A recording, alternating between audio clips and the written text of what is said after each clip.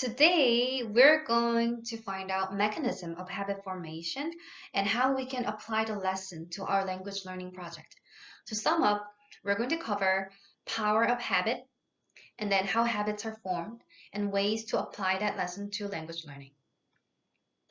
I'm going to have to make a rather bold statement. That is, we humans can be defined by the kind of habit we have. We are governed by automated mode of thinking, which is habit. Once habits are formed, you act effortlessly.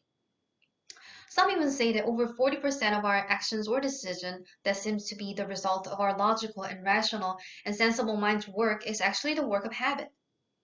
That being said, it is no exaggeration to say that our success highly depends on habit formation. So I'm going to tell you a story about a woman who were addicted to coffee. She couldn't resist the temptation of drinking coffee every time she had lunch.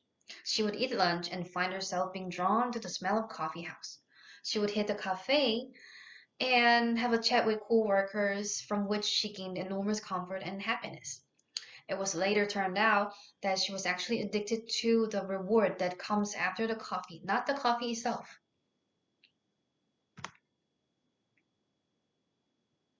She realized here that what she aspired was coffee break with coworkers that doesn't necessarily require drinking coffee. She could finally get out of coffee chain that harassed her for a long time. Here's the lesson. If you understand the mechanism of habit, you can not only break free from bad chain of bad habit, but also attain or form new habit you want. It could be going on a diet or eating healthy and studying new languages like us.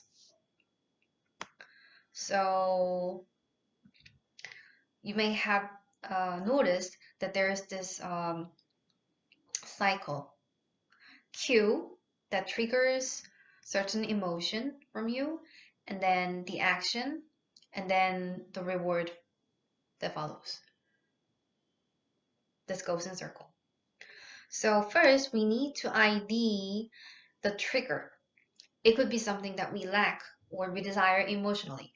Once we identify those cues, we have to observe our chain reaction and then give healthy reward that can satisfy our desire or emptiness.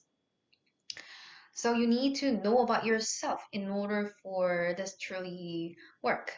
No good book or teacher can make you a fluent speaker of any language unless you have a strong motivation to learn a language.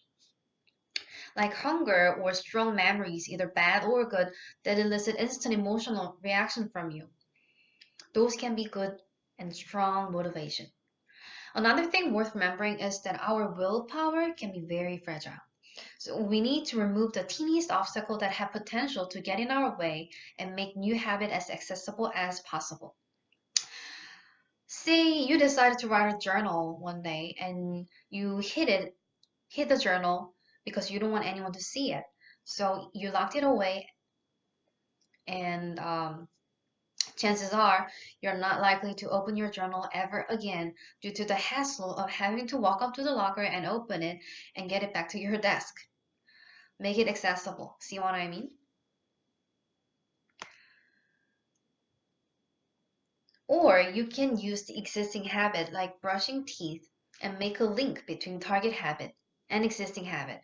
For example, memorize one word every time you brush your teeth. Something like that. To sum up, we have covered the power of habit and how habits are formed and the cycle. Cue, action, reward. And then ways to apply that lesson to language learning, which were you have to have a strong motivation to start off that elicit powerful emotional response from you, and then the need to remove the obstacle due to our fragile willpower.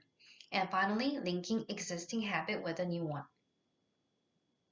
See you next time.